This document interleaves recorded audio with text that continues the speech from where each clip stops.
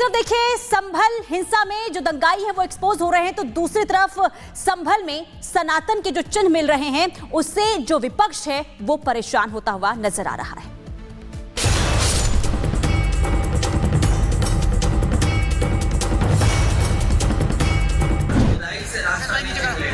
दसवां अवतार संभल में ही होगा।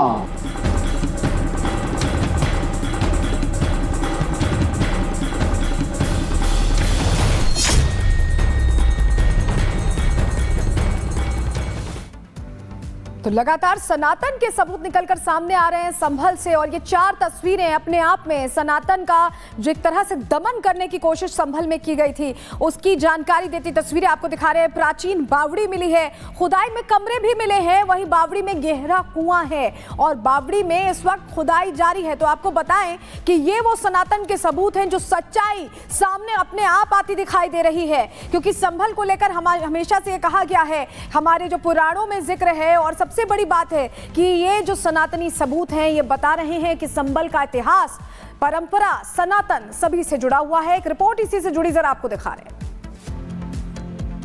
संभल में 19 कूप और 68 तीर्थ के बारे में हर कोई बात करता है, लेकिन 68 तीर्थ में से एक तीर्थ नेमी सारण्य तीर्थ में इस वक्त हम मौजूद हैं और आप देखेंगे कि प्राचीन मंदिर यहाँ पर है और हर बृहस्पतिवार इस मंदिर में, इस तीर्थ में मेला भी लगता है।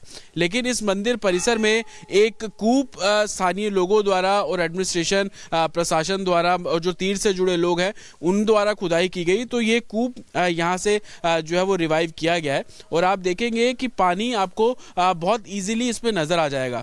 बोला जाता है कि संभल में जिन 19 कूपों का जिक्र किया जाता है, जहां जहां रिवाइव उन कूपों को किया जा रहा है, पानी कहीं नजर नहीं आया, लेकिन यहाँ पे महज 12-13 फीट बाद आपको पानी साफ तौर पर नजर आ जाएगा। और संभल के दूसरी जगहों पर जब आप जा रहे हैं तो वाटर लेवल तकरीबन 80 फीट नीचे तक है, तो इसको चमत्कार के तौर पर भी देखा जा रहा है। ये भी बोला जा रहा है कि पानी जब इसके अंदर दिख रहा है तो पताल लोक के पानी के तौर पर भी जो लोग हैं वो इसको देख रहे हैं, क्योंकि अभी जिन जिन कूपों के पर हम पहुंचे हैं, खुदाई वहां पर की जा रही है, हर जगह तकरीबन 20-30 फीट खुदाई करने के बाद भी पानी कहीं नजर नहीं आया। लेकिन आप ये देखेंगे पूरा फर्श बना हुआ था, उस फर्श को जब तोड़ा गया, खोदा गया तो ये सरिये थे।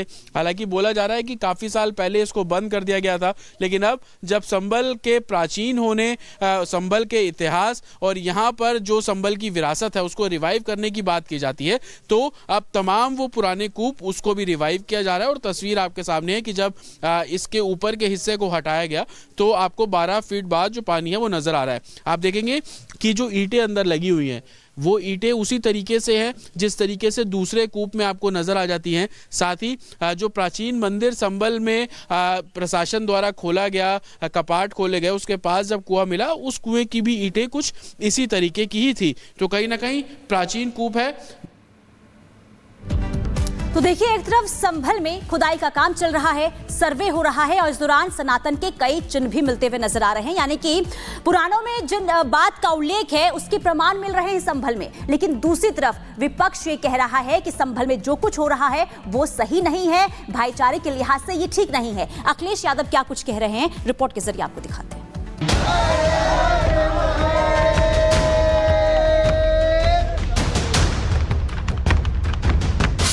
देखेंगे कि बावड़ी में जिस तरीके के छोटे कमरे होते हैं, राइट साइड में 3 कमरे आपको नजर आ जाएंगे और लेफ्ट साइड में 1 कमरा आपको नजर आ जाएगा।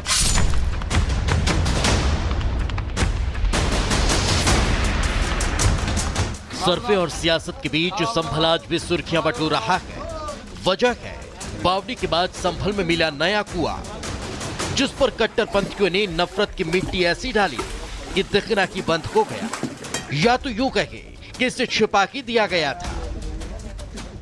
ये तो ईश्वर की कृपा है जी, जो कि कूप यहाँ ही नहीं पूरे संभल में प्रकट हो रहे हैं। अब आप एक बात बताइए, तीर्थ नगरी संभल है तो संभल में कूप नहीं प्रकट होंगे, तीर्थ नहीं प्रकट होंगे तो और क्या प्रकट होगा। संभल में तीर्थ तो प्रकट हो रहे हैं, लेकिन इन तीर्थों का प्रकट होना अखिलेश यादव और कांग्रेस को सबसे ज्यादा चुभ रहा है। अखिलेश यादव कह रहे हैं कि ये धरती है, धरती को खोदेंगे तो कुछ ना कुछ मिलेगा, तो कांग्रेस नेता कह रहे हैं कि बीजेपी ने कोई काम नहीं किया, इसलिए खुदाई करवा कर ही माहौल बना रखी है। ये खोदने वाले लोग सौहार्द को खोदेंगे। और पहले भी गलत है, क्योंकि जब हमारे देश में प्लेसेस ऑफ वर्शिप एक्ट पहले से मौजूद है और प्लेसेस ऑफ वर्शिप एक्ट इस बात की पाबंदी लगाता है कि किसी तरह की चीजों में इस तरह के सर्वे, इस तरह के खुदाई के काम न हो। ये सरकार कुछ बना तो सकती नहीं, सिर्फ खुदाई करा सकती है। और बंद कर दिया था जिसकी प्रॉपर्टी रही होगी उसने बंद किया होगा। जिस संभल के जिस मंदिर की आप बात कर रहे हैं 1978 में, वो लोग अपना मकान बेच के चले गए, उस मंदिर में ताला लगा के चले गए। खुदाई में कुछ ना कुछ तो मिलेगा, लेकिन मंदिर ही क्यों मिलेगा? हिंदुओं के आराध्य देवी देवताओं की मूर्तियां ही क्यों मिलेंगी? इस रात से न तो अखिलेश यादव ने पर्दा उठाया और न कांग्रेस ने, लेकिन सपा और कांग्रेस सनातनियों को जिस सेक्युलरिज्म का पाठ पढ़ाने की कोशिश करते दिखे, उसकी हवा साधु संतों ने निकाल दी। किसी को क्या तकलीफ है? अगर कुछ छुपाने लायक नहीं है तो आपको क्या तकलीफ है? हजारवार सर्वे होने चाहिए, लेकिन सच ये है कि छुपाया जा रहा था।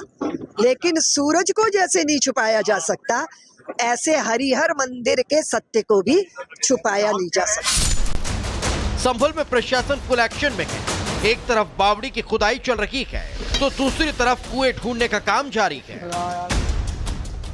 लेकिन इस मंदिर परिसर में एक कूप स्थानीय लोगों द्वारा और एडमिनिस्ट्रेशन प्रशासन द्वारा और जो तीर्थ से जुड़े लोग हैं उन द्वारा खुदाई की गई। तो ये कूप यहाँ से जो है वो रिवाइव किया गया है और आप देखेंगे कि पानी आपको बहुत इजीली इसमें नजर आ जाएगा। बोला जाता है कि संभल में जिन 19 कूपों का जिक्र किया जाता है, जहाँ जहाँ रिवाइव उन कूपों को किया जा रहा है, पानी कहीं नजर नहीं आया, लेकिन यहाँ पे महज 12-13 फीट बाद आपको पानी साफ तौर पर नजर आ जाएगा।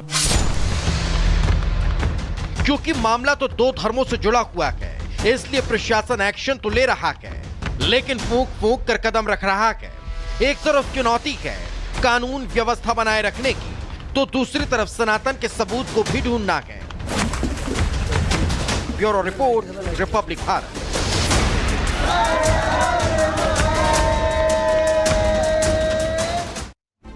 और चलिए आगे बढ़ेंगे, बात पीलीभीत की करेंगे। उत्तर प्रदेश में खालिस्तानी आतंकियों पर बड़ा एक्शन लिया गया है। 3 आतंकियों को ढेर करने में सफलता मिली है और लगातार देश विरोधी साजिशों में ये 3 चेहरे लगे हुए थे जिनको ट्रैक डाउन किया गया है। पंजाब और यूपी पुलिस ने साथ में मिलकर ये ऑपरेशन एग्जीक्यूट किया है। बड़ी खबर आपको बता रहे हैं, पीलीभीत में 3 खालिस्तानी आतंकी ढेर कर दिए गए हैं। जानकारी मिल रही है।